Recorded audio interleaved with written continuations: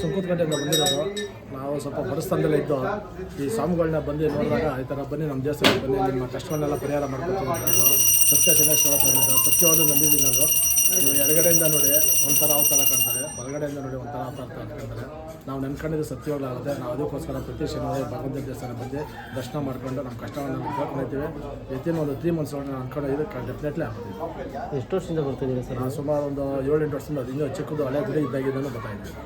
ನನ್ನ ಹೆಸರು ದೊರೆಸ್ವಾಮೀಜಿ ಅಂತೇಳಿ. ಜನರ ಸಮ್ಮುಖದಲ್ಲಿ ಈ ಕ್ಷೇತ್ರವನ್ನು ನಿರ್ಮಾಣ ಮಾಡಿದ್ದೇವೆ. ಸರ್ವೇ ಜನ ಸುಖಿನೋ ಭವಂತು ಅಂತ ನಾವು ಬಯಸ್ತೀವಿ.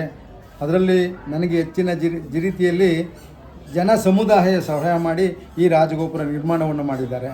ಅವರೆಲ್ರಿಗೂ ಆಯುರ ಆರೋಗ್ಯ ಬಯಸ್ತೀವಿ.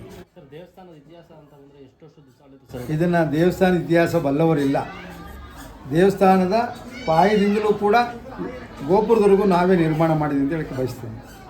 ಇದು ಇಲ್ಲಿ ಚಿಕ್ಕದಾಗಿತ್ತು. ಇಲ್ಲಿ ಚಿಕ್ಕದಾಗಿದ್ದ ದೇವಸ್ಥಾನನ ನನ್ನ ಭಕ್ತಾದಿಗಳು ಎಲ್ಲರೂ ಕೂಡ ಸೇರಿ ಸ್ವಾಮಿ ದೇವಸ್ಥಾನ ಮಾಡಿ ಅಂತೇಳಿ ಕೇಳ್ಕೊಂಡ್ರು. ಅದನ್ನು ಈ ಮಟ್ಟಕ್ಕೆ ಬೆಳೆಸಿದ್ದಾರೆ ನನ್ನ ಭಕ್ತಾದಿಗಳು. ಸರ್, ಇವತ್ತು ಲೋಕಾರ್ಪಣೆ ಕಾರ್ಯಕ್ರಮ ಮಾಡಿಕೊಂಡಿದ್ದು ರಾಜಗೋಪುರವನ್ನು, ಬೆಟ್ಟದಂಗೆ ಬೆಳೆಸಿರ್ತಕ್ಕಂಥ ರಾಜಗೋಪುರವನ್ನು ಜನರ ಸಮ್ಮುಖದಲ್ಲಿ ನಾವು ಲೋಕಾರ್ಪಣೆ ಮಾಡಿದ್ದೇವೆ. ಈ ಕಾರ್ಯಕ್ರಮ ನೆನ್ನೆಯಿಂದ ನಡೀತಾ ಇದೆ. ಇವತ್ತು, ನಾಳೆ, ನಾಡಿದ್ದು ಸ್ವಾಮಿ ಜಯಂತಿ. ಭಕ್ತಾದಿಗಳು ಸರ್ವೇ ಜನ ಸುಖಿನೋ ಭವಂತು. ನನ್ನ ಭಕ್ತರಿಗೆ ಭಗವಂತ ಒಳ್ಳೇದು ಮಾಡೋದಕ್ಕೆ ನಾನು ಈ ಮಟ್ಟಕ್ಕೆ ದೇವಸ್ಥಾನ ಕಟ್ಟಕ್ಕಾಗಿದೆ ಅಂತ ಹೇಳೋಕ್ಕೆ ಇಷ್ಟಪಡ್ತೀನಿ. ಸರ್, ನನ್ನ ಹೆಸರು ಛಾಯಾಕುಮಾರ್ ಅಂತ. ನಮ್ಮ ಕ್ಷೇತ್ರದ ಹೆಸರು ಕಲಿಯುಗ ವರದ ಶನೀಶ್ವರ ಸ್ವಾಮಿ ಪುಣ್ಯಕ್ಷೇತ್ರ.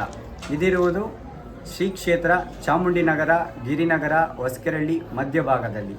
ಇವತ್ತು ಈ ಕಲಿಯುಗ ವರದ ಶನೀಶ್ವರ ಸ್ವಾಮಿಯ ರಾಜಗೋಪುರದ ಲೋಕಾರ್ಪಣೆ ಕಾರ್ಯಕ್ರಮ ಹಾಗೂ ಕಳಶ ಸ್ಥಾಪನೆ ಹಾಗೂ ಶನೀಶ್ವರ ಸ್ವಾಮಿ ಜಯಂತ್ಯೋತ್ಸವ ತುಂಬ ಭಕ್ತರ ಸಹಾಯದಿಂದ ಅದ್ಧೂರಿಯಾಗಿ ನಡೆಯುತ್ತಿದೆ. ಅದೇ ರೀತಿಯಲ್ಲಿ ಬಂದಂತಹ ಭಕ್ತಾದಿಗಳ ಕಷ್ಟವನ್ನು ಹರಿಸುತ್ತಾ ಭಗವಂತ ಅವರಿಗೆ ಬೇಡಿದ ಆಯುಸ್ಸು ಆರೋಗ್ಯ ಭಾಗ್ಯವನ್ನು ಕೊಡುತ್ತಾ ಕ್ಷೇತ್ರದಲ್ಲಿ ನೆಲೆಸಿದ್ದಾರೆ. ಶನಿವಾರದಂದು ನಿರಂತರವಾಗಿ 11 ಗಂಟೆಯಿಂದ ರಾತ್ರಿ 10 ಗಂಟೆಯವರೆಗೂ ನಿರಂತರವಾಗಿ ಅನ್ನಸಂತರ್ಪಣೆ ನಡೆಯುತ್ತಿದೆ.